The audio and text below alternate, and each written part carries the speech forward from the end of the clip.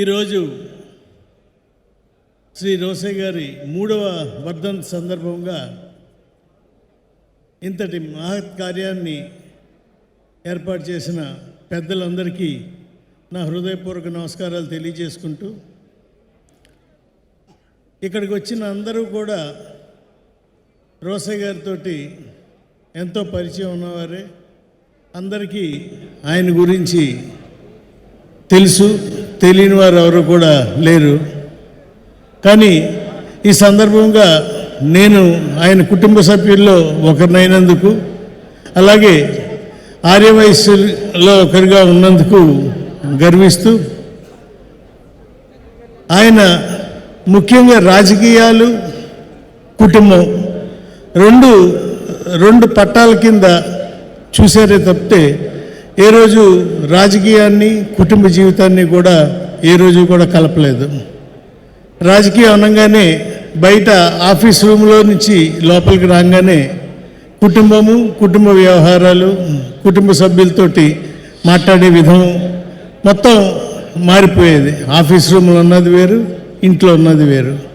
ఆ రకంగా కుటుంబాన్ని రాజకీయాన్ని కలపకపోవటం వల్ల మాకంటే కూడా బయట వ్యక్తులకే రాజకీయ సంబంధించిన వార్తల్ని వారు ఎక్కువగా చెప్పేవారు. అలాగే రాజకీయాల గురించి కుటుంబంతో ఎక్కువగా మాట్లాడేవారు కాదు. అంతటి నిష్ణాతుష్ణులు ఆయన. అంతేకాకుండా ఆయన నుంచి మనం నేర్చుకోవాల్సింది ముఖ్యంగా సమయపాలన. సమయం టైం అంటే టైం ప్రకారంగా మీటింగ్ వెళ్దాం అనేవారు. సార్ లేటుగా ఉందండి, కొంత పావుగంట తర్వాత బయలుదేరదాం, రెడీ అయిపోయి కూర్చునేవారు టైంకి. ఒక పావుగంట తర్వాత బయలుదేరదామండి, ఒక అరగంట తర్వాత బయలుదేరదామండి అంటే అక్కడికి వెళ్తే మన్ని బయటికి వెళ్ళిపోమంటారా? ఇక్కడ కూర్చుని ఏం చేస్తాం? వాళ్ళ దగ్గరికి వెళ్తే వాళ్ళకు కూడా నమ్మకంగా ఉంటుంది.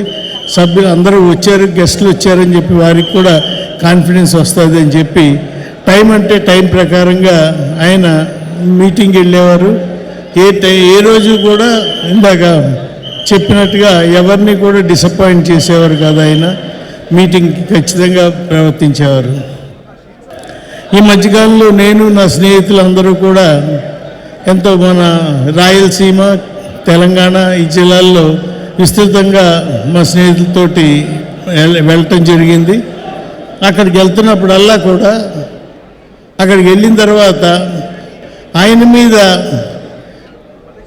ప్రజలందరికీ కూడా ఎంత అభిమానం, ఆయన చనిపోయిన తర్వాత ఆయన మీద ఎంత అభిమానం ఉన్నది అన్నది మా అందరికీ కూడా తెలిసింది. ఆయన బతికుండగా, పవర్లో ఉండగా ఎలాగున్నారో దానికంటే ఎక్కువ రెట్టించిన అభిమానంతో ఆయనకి మమ్మల్ని అందరినీ వాళ్ళందరూ ఆదరించడం జరిగింది. మనిషి పోయిన తర్వాత కూడా అంతటి ప్రజల హృదయాల్లో అంతటి స్థానాన్ని సంపాదించుకున్న ఆయన నిజంగా చాలా గొప్ప వ్యక్తి.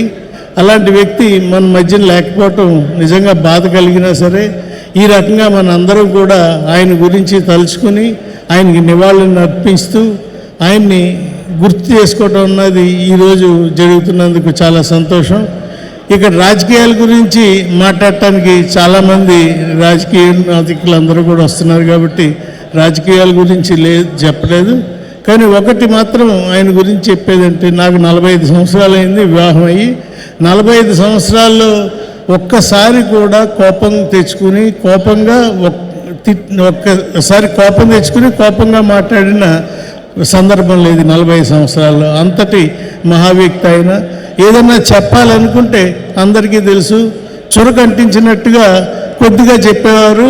దాన్ని వ్యంగ్యంగా అలాగే మనసుకి హత్తుకునే విధంగా ఆయన చెప్పి ఆయన ఉద్దేశాన్ని కోపం తెచ్చుకోకుండా చెప్పేవారు. ఈ రకంగానే మా యొక్క ప్రస్థానం 45 సంవత్సరాలు ఆయనతోటి మాకు సాగింది. అంతేకాకుండా మా పెద్దలు, మా తాతయ్య గారితో కూడా ఆయనకి పరిచయం. ఎందుకంటే తాతయ్య గారు కూడా రాజకీయంలోనే ఉండి ఎన్నో రాజకీయ పదవులు అందరినీ చేశారు. సో అప్పటి నుంచి స్వతంత్ర పార్టీలో, తాతయ్య గారు కూడా స్వతంత్ర పార్టీలో ఉండి అప్పటి నుంచి ఇద్దరు కూడా సంబంధ బాంధవ్యాలు కలిగి ఉన్నాము. ఈ రకంగా ఆయనతోటి నాకు ఉన్న సాన్నిహిత్యం, నేను ఆయన కుటుంబ సభ్యుల కింద కుటుంబ సభ్యులు ఒకరుగా అయినందుకు నేను గర్విస్తూ